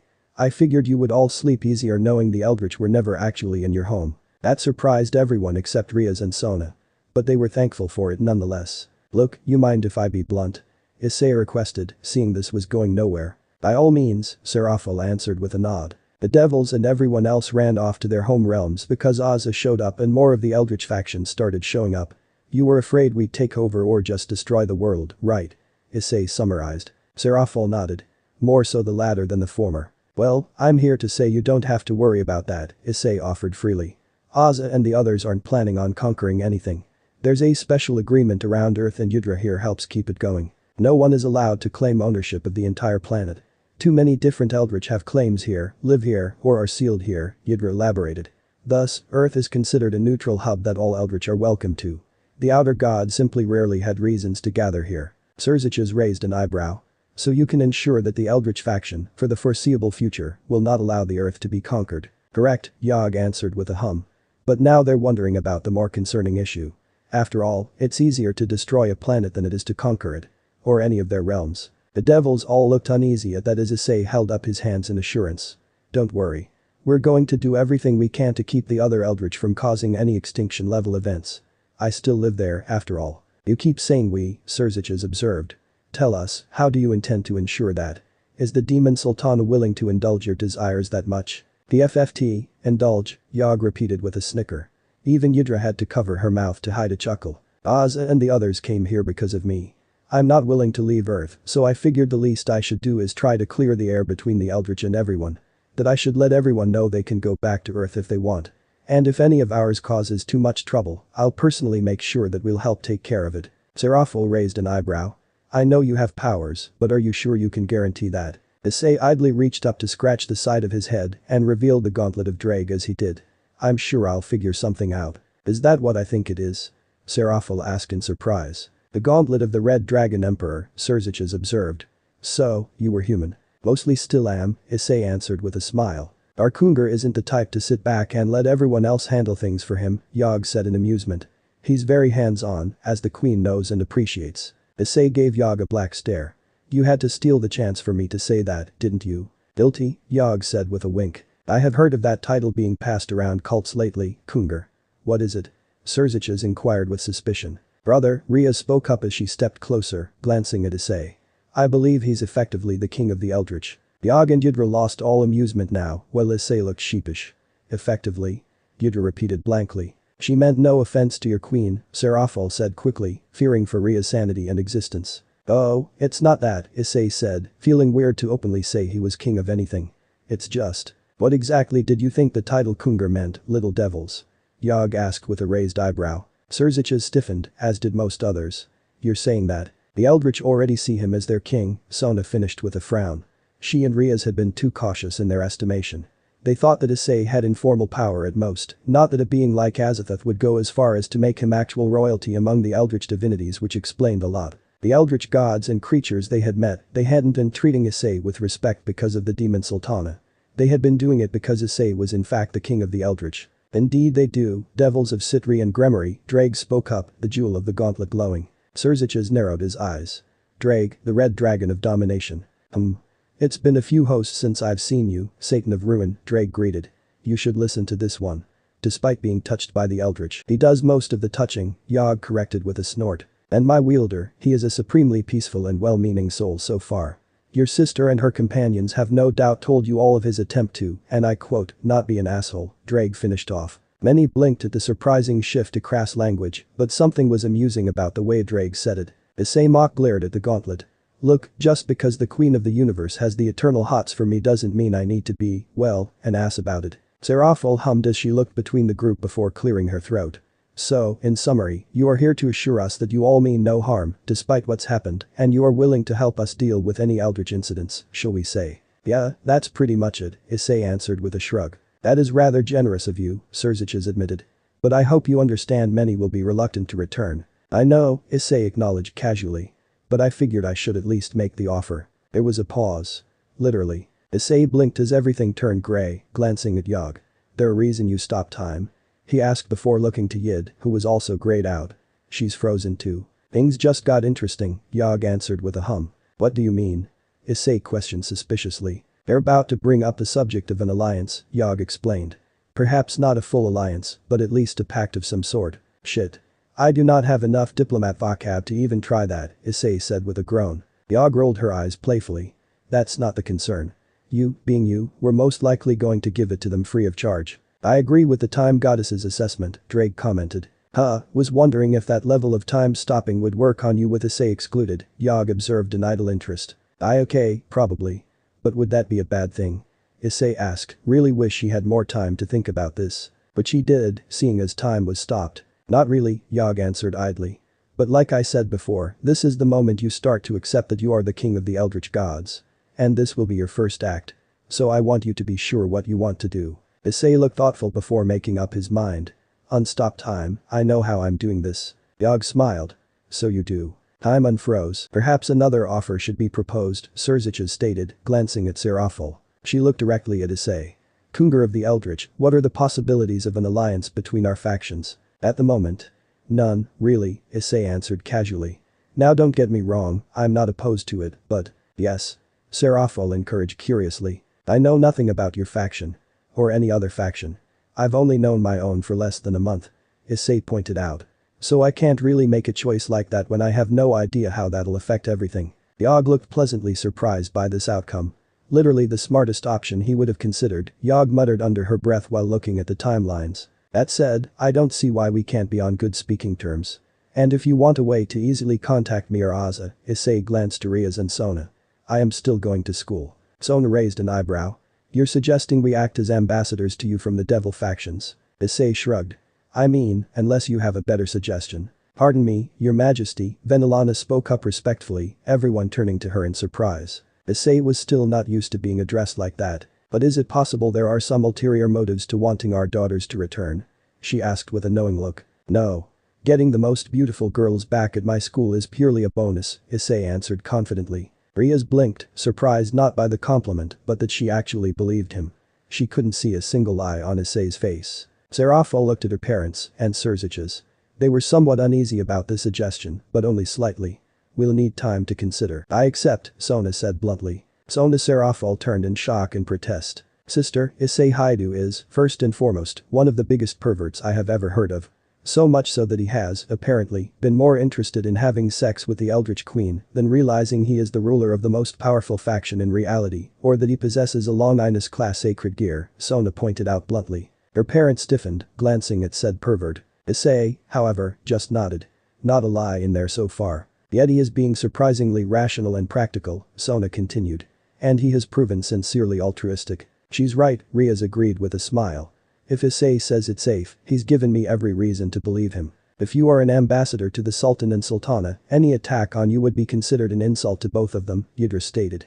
You have my word that they and their servants will have their sanity protected and healed. The healed part is somewhat concerning, Ziotica said idly. But I can see our daughters have made up their own minds. Lord Sitri sighed and nodded. Though, it might be hard to arrange their return after everything. Leave that to me, Yogg said with a smirk. I'll just change some things in the timeline, making it seem like you were on a field trip or were all sick and in quarantine for a while. Something like that. By the time you come back, no one will question why you all came back. I'll try to make sure she tells you the cover story instead of making you wing it, Issei promised, somewhat exasperated. Still, I think that's everything we need to talk about. I believe so, Seraphil said with a diplomatic smile. Thank you for your time and consideration, Kungar. No problem, Leviathan, Issei assured, looking at Riaz and Sona. See you whenever you come back, ladies. Say hi to Akeno, Kaneko, and the rest for me. With that, the trio left through a portal formed by Yogg. All of the devils visibly relaxed once they had left. Well, it seems we do live in interesting times, Zioticus remarked warily, looking at his daughter. So, was there another reason why you were so opposed to the arrangement to Riser? Father, don't get any ideas, please, Riaz said with a sigh. Though, in hindsight, I wish we hadn't decided to wait until we were home to tell everything beyond the basics of what happened. We hardly expected him to show up with a declaration of peace, Sona said idly. So, you both knew he was the Eldritch King? Serziches asked curiously. Well, we didn't know he was literally it, but Riaz trailed off for a moment. The Eldritch all defer to him, even the outer gods, Sona explained. As for the demon Sultana, she's honestly in love with him, Riaz answered. It's almost terrifying how normal they seem as a couple. Affectionate, a bit blunt with their flirting, but otherwise normal. So this entire ordeal is everyone just overreacting to a goddess falling in love and wanting to be with her lover, Venelana observed in amusement. But Sona, are you sure about this? Erafel asked insistently, gabbing onto Sona's shoulders. Just being around the Eldritch Queen could hurt your sanity if she lost control. I heard what happened to Kaneko. Yes, and yet, I've kept track, no student has gone insane despite many having annoyed her while she's pretending to be a student, Sona answered reassuringly. I wouldn't go as far as to say that Issei can control her, but he can definitely keep her calm. And Issei can readily call on the Dream Witch if anything should go amiss. Serafo looked between pouting and growling. Fine. But you're not going back for a month. 3 days, Sona counter-offered. A week, Surzicha said with a smile. Let's give everything a chance to calm down and everyone to relax. I suppose we should. Besides, it's not bad to be home for a bit, Riaz agreed, getting a nod of acceptance from Sona. Now we just need to explain this to the others. You know Akeno is going to have a field day with this, Sona pointed out knowingly. I'm perfectly aware. Meanwhile, I'm glad that's done, Issei said as they reappeared in his room. Asia, we're back. The blonde head popped out of the closet door, looking at him in surprise. Already? Yeah, it didn't take too long, Issei assured, missing how Yog was giving Asia a shushing gesture. Aza show back up yet? No, she's still out with Lady Shub, Asia answered, tilting her head. May I ask what they're doing? She looked rather excited when she left. Shub is talking sense into her, or as much as she can, Yog answered awkwardly. What is going on and why wasn't I told? Issei asked, feeling alarmed. Cause this feels more like an Aza thing, not a Queen Aza thing. It's Aza trying to do an Aza thing by justifying it as a Queen Aza thing, Yog elaborated with a chuckle. Though I must say, I was rather impressed with your first try at doing a King Issei thing. Knew you were going to turn that on me the moment I said it, Issei said in acceptance. Should I be worried or preparing for anything? Yog looked thoughtful. Not really. Shub is the best one for this. It's kind of her topic of expertise, she trailed off with a distant look. Expertise? Wait, was Aza trying to adopt a kid behind my back? Issei realized in alarm. Oh my. Asia said in surprise. Do I need to move to another room?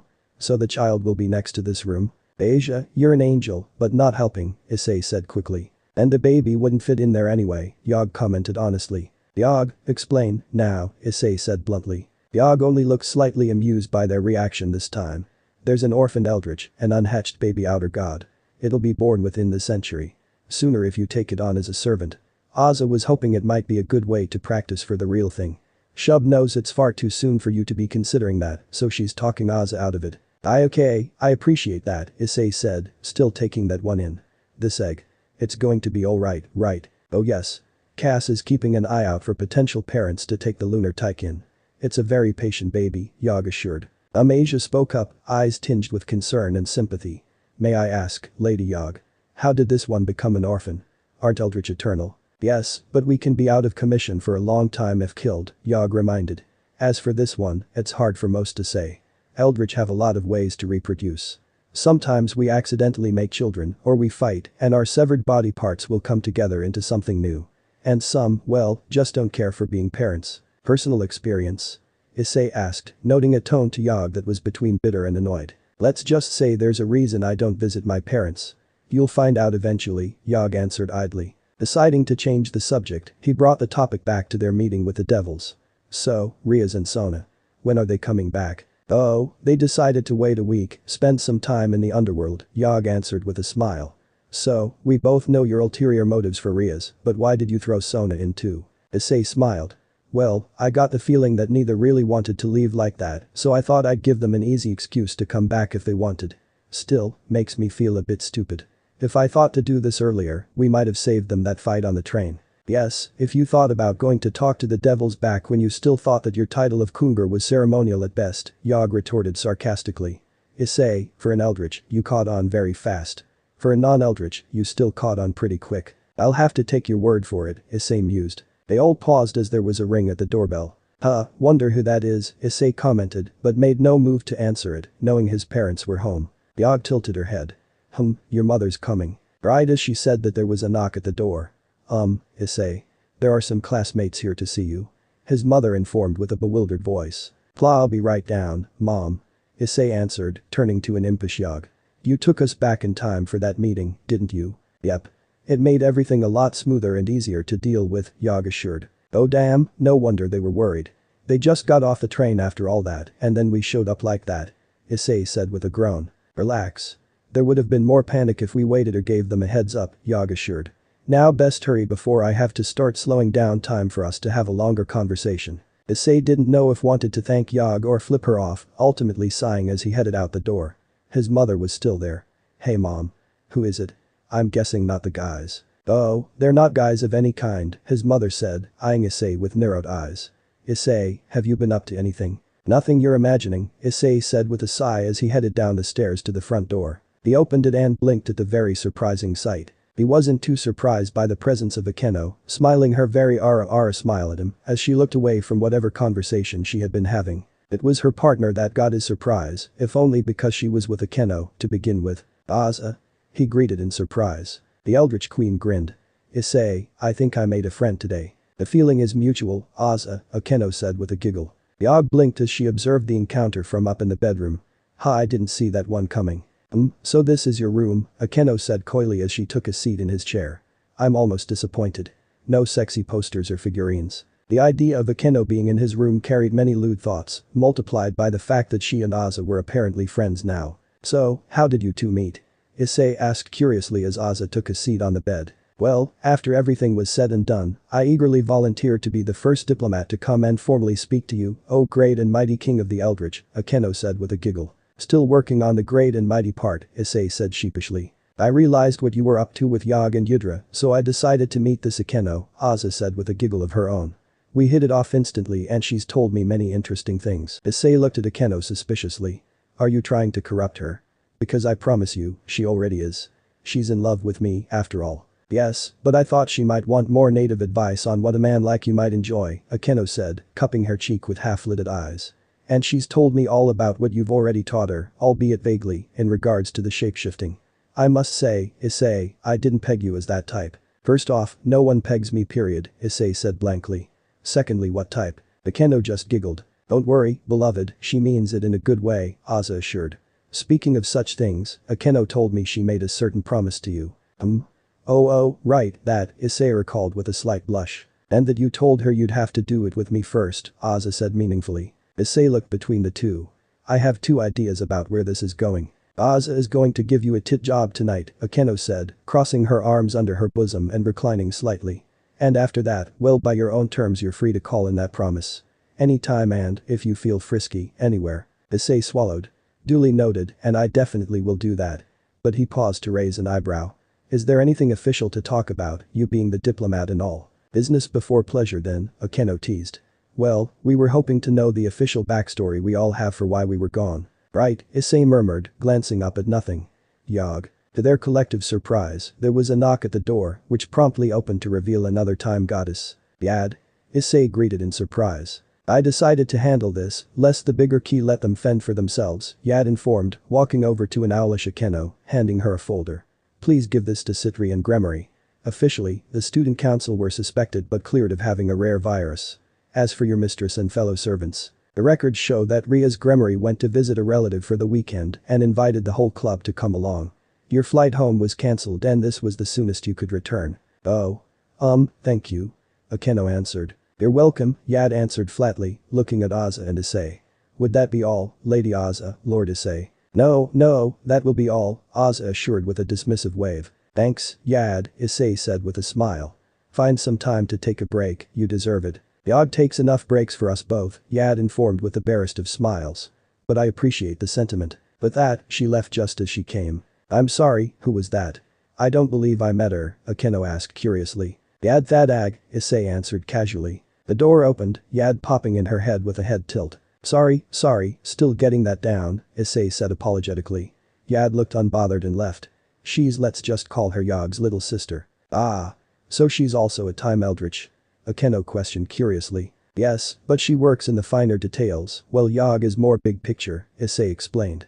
And, Yad isn't a troll. Well, I'm glad we have that settled all the same, Akeno said before turning unusually serious. As a more formal matter, Ria's Gremory and Sona Citri are hoping there will be a mutual and open sharing of information about any problematic elements we know of, in our own faction or otherwise. Sounds good, Issei accepted, looking at Aza. Do we have anything for her yet? Nothing apocalyptic, Aza answered, tapping her foot in thought. The floor began to grow spiky green scales as she did.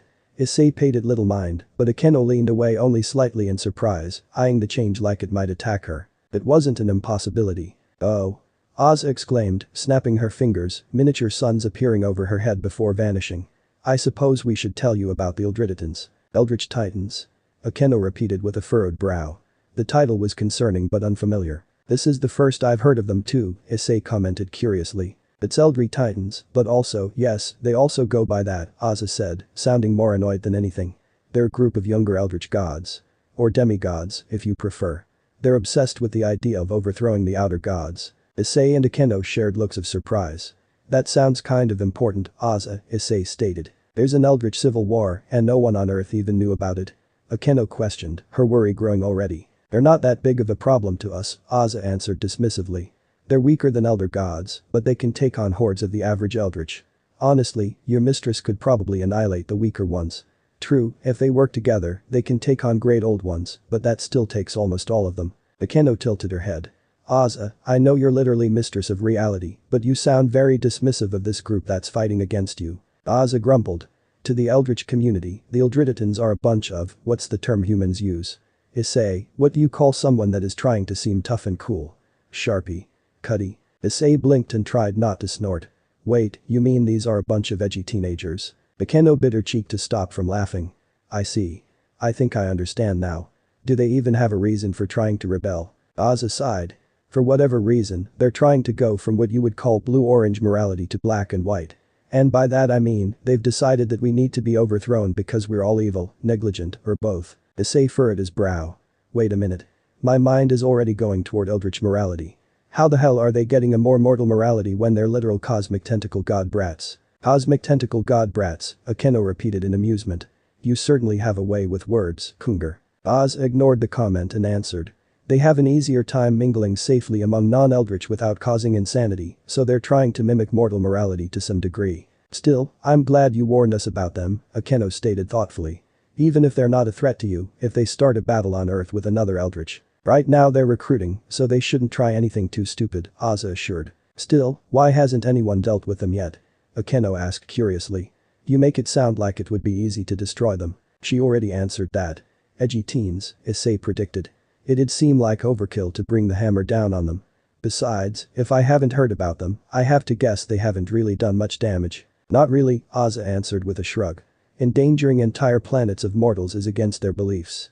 They've killed a couple elder gods and maimed a great old one. The great old one laughed it off, and the elder gods were more confused by why they were attacked or just grumpy about needing new bodies. So, this is what rebellious teenage phases for eldritch are like, Akeno murmured, glancing at Issei playfully. Hope you're prepared for that. Issei cleared his throat and changed the subject. So, are there any specific concerns you or the others had? Not yet, no, Akeno assured. And do you have anything for us? Well, we should probably tell them about 2 new arrivals that will be at school, Issei suggested. 3, love, Ozza corrected. 3. Oh, right, yeah. Issei acknowledged. I picked up some servants, and they'll be showing up at school. Oh? Do Eldritch have something like the peerage system? Akeno asked curiously. Have no idea what that is, Issei admitted freely. Anyway, well you're here, would you like anything to drink? Recognizing the lead-in for what it was, Akeno smiled. I'll take a cup of tea if you happen to have anything. She stifled her tensing as 2 beings emerged from behind her, one holding a teacup and the other holding a teapot. They gracefully poured it even with their lower bodies slithering in front of her field of view. We hope it is to your liking, guest of the Kungar, the twins greeted in sync. They appear to be lamias and maids at that, Akeno said, looking the pair over with approval as she took a sip of the tea. You have excellent taste, Kungar. Issei chuckled sheepishly as he stood between the twins. These are Nktosa and Cthulhu, the twin daughters of Cthulhu. Akeno sat a little straighter at that, nearly dropping her tea while looking at the 2 with renewed surprise. I see. I suppose I should offer my sympathies for your father being trapped. Father is not trapped, Nktosa correctly simply. He can escape whenever he desires. But if he does, humanity dies, Cthulhu added in. He is waiting for when he can do it without ending the world. Then we're most grateful for his patience, Akeno said carefully, finding the 2 beauties a bit unnerving. Not in the eldritch sense, but something else. Don't mind them, they're still settling in, Issei assured. And the 3rd, well, she isn't an eldritch. Though she technically belongs to us. Akeno raised an eyebrow as Issei went to his closet and knocked on the door. It opened and revealed a blonde girl in a nun outfit. Yes, Issei? Did you want anything? Asia greeted with a smile before she spotted Akeno. Oh, we have company. Asia, you remember Ria's Gremory. This is her, well, head servant is the easiest term. Her name is Akeno Himejima. Akeno. This is Asia Argento, Issei introduced. She was, well. It's fine, Issei, Asia assured with a small smile. I was with the fallen angels for a while. After some of them attacked Issei, they gave me to him and Aza as a form of appeasement. And she's been a delightful offering ever since, Aza said as a compliment. Akeno stared for an instant. This girl appeared to be human, but she was quite calm and friendly around the literal ruler of the universe. Are you a cultist then? She asked curiously. Oh, no. I still consider myself a follower of God, Asia answered softly, though her words were tinged with sadness and not as certain as they used to be. Curiouser and curiouser, but Akeno opted to not poke and prod there too much. Still, you have her living in your closet, Issei. How cruel of you, Akeno teased. No, no. Issei and Aza gave me my own room and everything. Asia assured quickly in Issei's defense. Well, more like Aza made her a whole room for herself, Issei said, opening the door fully for Akeno to get a good view. The Halfallen blinked as she stood up and walked over to the so-called closet. Oh my, Akeno said with a devious look on her face as she looked at the colorless replica of Issei's bedroom. Oh, I see how it is now, Issei. What? How what is? He asked curiously. You have another bedroom in your closet for your servants, Akeno summarized, cupping her face with half-lidded eyes. I see the Sultan has the first step to making his seraglio. Asia and Issei looked confused by the word. What's a seraglio? Asia repeated carefully. Aza, meanwhile, made a noise of contemplation. Well, we would need to expand in that case. Expand for what? Issei asked, utterly lost now. Why, I'm shocked, King Issei, Akeno said playfully. I thought you of all people would recognize a word for where one keeps their harem. Asia blushed instantly while Issei went wide-eyed. Wait, you mean one of those Arabian? Issei stopped as Akeno nodded repeatedly. I can't say I never wanted one. And you will need one, Aza said knowing, holding up her hands almost as if forming a picture frame, but with different fingers and a weird shape. Aza, no expanding. Yet, at least, Issei stipulated, wary of doing any large-scale reality warping with his parents in the house. Not to mention Akeno or Asia. Don't worry, love, I'm just making some plans, Aza promised. Issei gave Akeno a look. I should be annoyed at you for starting this, but I don't see a downside, he admitted freely. Akeno just smiled. Well, if nothing else, I should take my leave. Oh, and Kaneko sends her regards. To you, specifically, Issei. I dare say our little kitten has taken a liking to you, she said with a smile. Kitten? Oh. Right, her, Aza recalled idly. I'm glad she's recovering at least. Akeno didn't let her smile slip. Despite their newfound friendship, some part of her was still upset at Aza for nearly mind-breaking her dear friend. Same, Issei said with an honest smile. It was good to have you over, Akeno. I guess I'll see you at school. Definitely, Akeno promised as she headed to the door. She got to it before pausing for a long moment. She suddenly turned around and bowed deeply to Issei and Aza. I feel the urge to thank you both. What for this time? Aza asked, confused and curious. You already thanked Issei for saving all of you and everything else. Akeno stood up with a solemn look. Despite all the chaos, there was one good thing that emerged from all of this for Riaz. She was in an arranged marriage. Riaz was getting hitched. Issei asked in surprise. I'm confused. Isn't marriage a good thing? Aza asked curiously. She detested the idea of marrying her betrothed, Akeno explained. Aza furrowed her brow. Then why would she marry him? Akeno blinked as Issei looked at Aza in surprise. You don't know what an arranged marriage is, Aza. Not really. I thought all marriages were arranged. I mean, weddings don't just happen out of nowhere for mortals, right? Aza asked curiously. Issei looked from Aza to Akeno to Asia and back to Akeno. Okay, let me see if we can explain. 10 minutes later, Aza was scowling. That's dumb. Mortals are dumb. Why are they dumb? Aza asked flatly, hair weightlessly twirling in annoyance. What is the point of marrying someone you don't like? Alliances, normally, Akeno supplied. Still, Riaz was able to have the arrangement cancelled in light of your arrival, Aza. Good, Aza said with a nod, snorting harshly. The temperature in the room rose notably. The Lamia twins, to Issei's slight amusement, were actually enjoying the extra heat until Issei kissed Aza's temple, causing her and the atmosphere to calm down. Look, you don't have to thank us for this one. We did literally nothing. But I'm glad Riaz doesn't have to be married to a guy she doesn't want. I expected as much. I just felt the need to say something, Akeno answered with a smile. See you next time, O King and Queen of the Eldritch. With that, she left the room. They waited for several minutes until Issei could see her leaving out the house. Well, that was a very interesting conversation, Issei said, rubbing his head as he tried to take it all in. Issei, I fully support you getting a harem, but you better not accept any arranged marriages, Aza said, still irritated by the pure concept of what she had been introduced to. Issei wisely decided not to even try to explain to Aza that there were marriages of convenience and what they were. Don't worry. If I get any offers, I'll make sure I get a chance to date them before anything official happens. Aza just sighed. I know your soul, so I'll just leave those matters to you, she said as she sat on the couch. Oh great queen, what troubles you? Mtosa asked as they came to her side. Oh mighty centaur, how may we help? Cthulhu questioned as they leaned closer. They were still scared of Azathoth, but seeing the demon sultana in such a sad mood was surprising and concerning. If they were human, they would call it humanizing. As they were eldritch, they simply found Aza more relatable and understandable. It's fine, Aza tried to wave away with a smile before dropping it as she looked at the ground. I've loved you for so long, Issei. I know no one can force me to marry anyone, but the idea of being with someone else, anyone else. Issei silently took a seat next to Aza, placing a hand around her shoulder and pulling her to lean on his. This one bothers you, eh? He asked in sympathy. Aza nodded into his shoulder. Can I get rid of it? Issei paused and blinked, processing both the implication and how unbothered he was by that. I'd like to say yes, but you really shouldn't. You change well, everything, Issei explained. Aza leaned into him more. I want to cuddle. Lots. We will, I promise, he said, kissing her on the cheek. But first, Aza blinked as Issei's stomach rumbled. Oh, right. You still need to eat. Another gurgling was heard, making them look at Asia, who blushed harshly. Looks like I'm not the only one, Issei noted with a smile, looking at the twins. You mind bringing us all something? Of course, master, they obeyed in tone. Bring yourselves something too. Issei called before they vanished. Your Seraglio will need a dining table, Aza mused absently. Asia, you don't need to just stand there. Issei has at least one free arm. Oh. I couldn't intrude on your time together, Asia said softly, glancing away and back to them nervously. Issei was not at all opposed to having the cute blonde join him, however, you don't have to do anything you don't want to, Asia. Asia stood there for a while before shyly taking a seat next to him.